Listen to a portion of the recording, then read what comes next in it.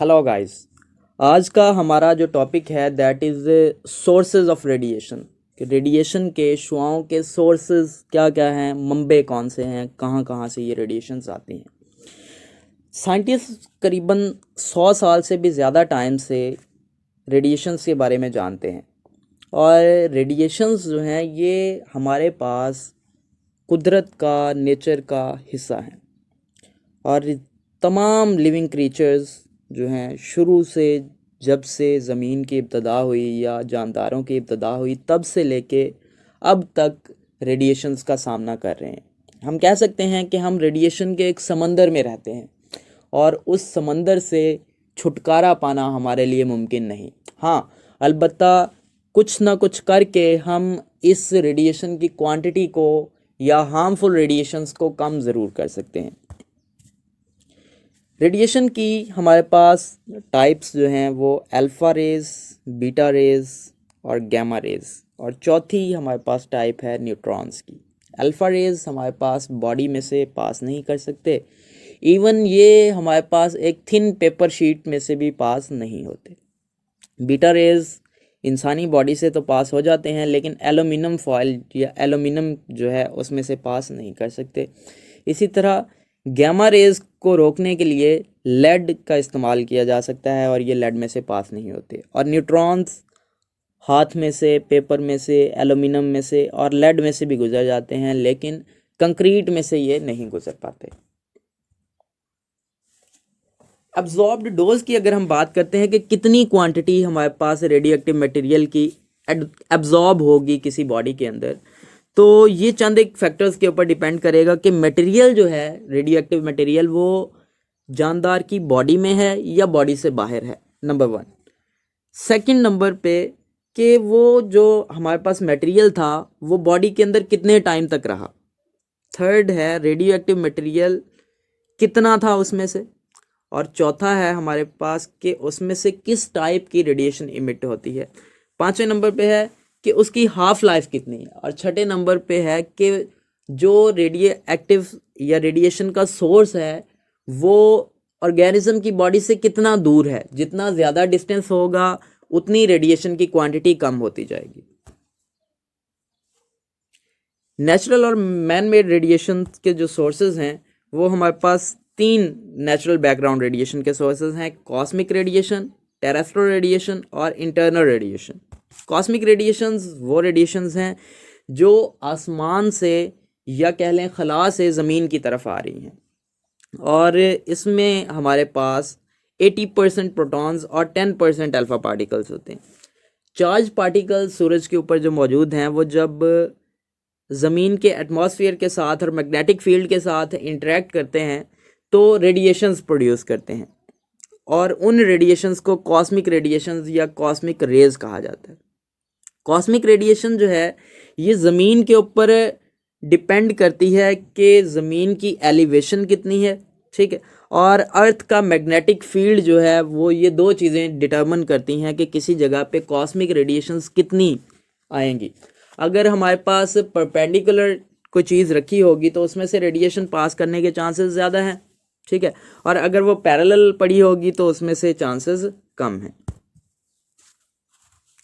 Terrestrial radiations की अगर हम बात करते हैं तो इसमें यूरेनियम, एक्टिनियम, थोरियम और इनके डिके से प्रोड्यूस होने वाली प्रोडक्ट्स जो हैं वो हमारे पास टेरेस्ट्रियल रेडिएशन का सबब बनती हैं। रेडियो एक्टिव मटेरियल करीबन हर जगह पे पाया जाता है, यानी ज़मीन, पानी और जानदारों की बॉडी के अंदर ये रेडियो एक्टिव मटेरियल्स पाए जाते हैं। इम्पॉर्टेंट रेडियो एक्टिव मटेरियल्स या एलिमेंट्स जो हमारे पास यूरेनियम और थोरियम है, अगर हम इनकी बात करते हैं तो इनकी डिके प्रोडक्ट्स जो हैं वो भी हमारे पास तब से मौजूद हैं जब से हमारे पास ज़मीन बनी, और ज़मीन को बने हुए करीबन बिलियंस ऑफ ईयर्स हो गए। कुछ रेडिएशंस जो हैं या रेडियो एक्टिव मटेरियल्स जो हैं वो हम पानी के साथ या खुराक के साथ इंजेस्ट कर लेते हैं। राडोन गैस हमारे पास एक रेडियो एक्टिव डिके प्रोडक्ट है यूरेनियम की, और इसको हम इनहेल करते हैं, यानी डेफिनेटली ये हमारी बॉडी में जाती है और कोई ना कोई इफ़ेक्ट्स प्रोड्यूस करती है। इसी तरह टेरेस्ट्रियल रेडिएशन की अगर हम अमाउंट की बात करें कि कितनी टेरेस्ट्रियल रेडिएशन किसी जगह पे प्रेजेंट होगी तो ये हमारे पास ज़मीन के पार्ट टू पार्ट वेरी करता है। ये डिपेंड करता है कि किसी जगह पे यूरेनियम और थोरियम यानी रेडियो एक्टिव एलिमेंट कितना मौजूद है। जितना रेडियो एक्टिव एलिमेंट मौजूद होगा उतनी रेडिएशन जो है वो ज़्यादा होगी। नेक्स्ट है हमारे पास इंटरनल रेडिएशन। तो इंटरनल रेडिएशन का हमने कहा कि पीपल जो हैं वो हमारे पास डिफरेंट तरह की इंटरनल रेडिएशन से भी क्या होते हैं, एक्सपोज होते हैं, उनका सामना उनको करना पड़ सकता है। इंटरनल रेडिएशन है क्या भला? इंटरनल रेडिएशन वो हमारे पास रेडिएशंस हैं जो हमारी बॉडी के अंदर रेडियो एक्टिव मटेरियल्स की प्रेजेंस की वजह से प्रोड्यूस होती हैं। हमारी बॉडी में क्या मौजूद हो सकता है? हमारी बॉडी में पोटाशियम 40 मौजूद हो सकता है, ट्रिटियम मौजूद हो सकता है, कार्बन 14 मौजूद हो सकता है, या इसके जैसे कोई और कंपाउंड्स जो हमने आइसोटोप्स जो हमने इस्तेमाल किए थे, किसी थेरेपी के अंदर इस्तेमाल किए थे, किसी ट्रीटमेंट के अंदर इस्तेमाल किए थे, उनकी वजह से जो रेडिएशन प्रोड्यूस होगी उसे हम कहेंगे इंटरनल रेडिएशन।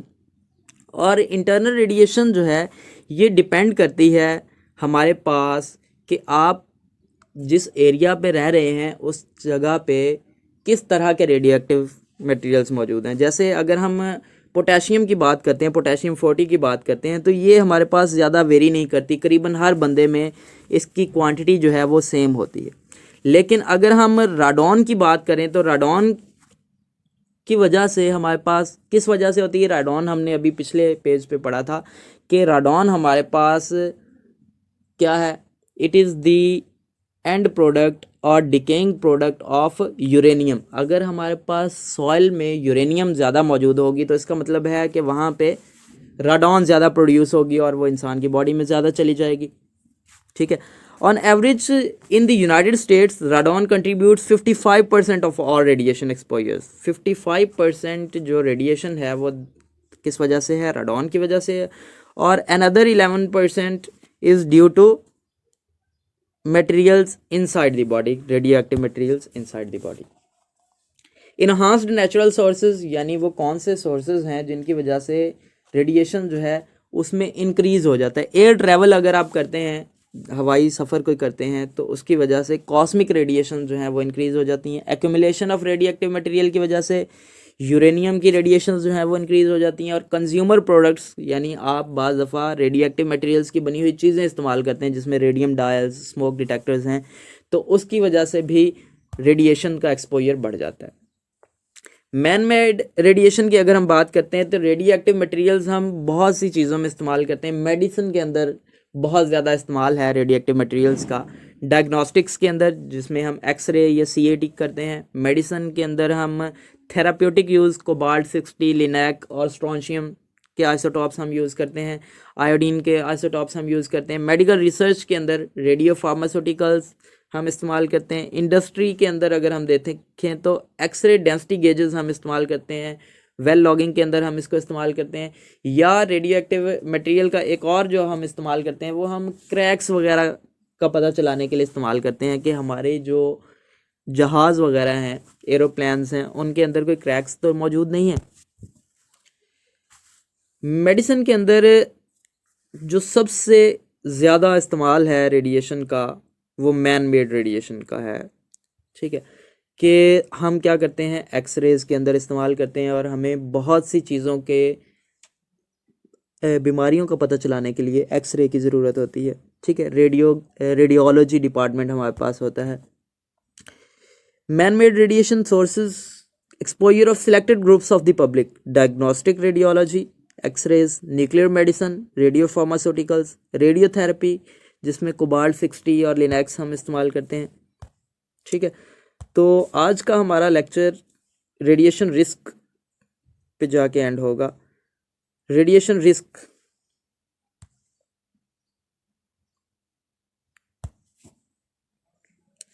की वजह से जो रिस्क है वो हमारे पास क्या हो सकते हैं।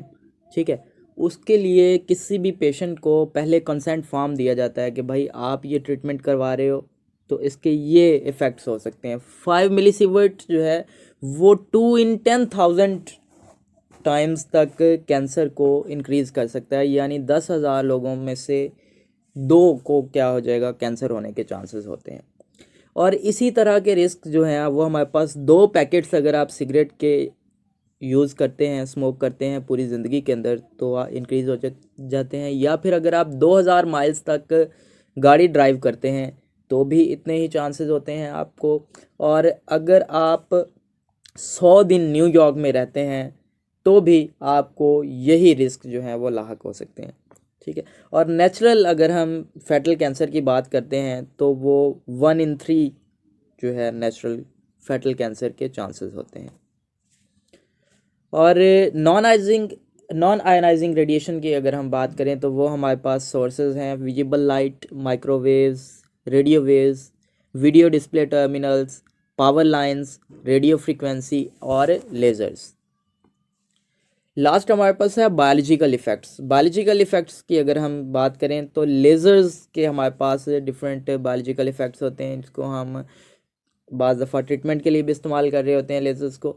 तो इससे परमानेंट आई इंजरीज़ हो जाती हैं, कैटरैक्ट्स एंड टेम्परेरी ब्लाइंडिंग हो जाती है। कैटरैक्ट का मतलब होता है आँख में से पानी आते रहता है, ठीक है। और स्किन डैमेज भी बाज़ दफ़ा हमारे पास हो जाती है। थैंक्स फॉर वॉचिंग, और नेक्स्ट वीडियो तक के लिए अल्लाह हाफिज़।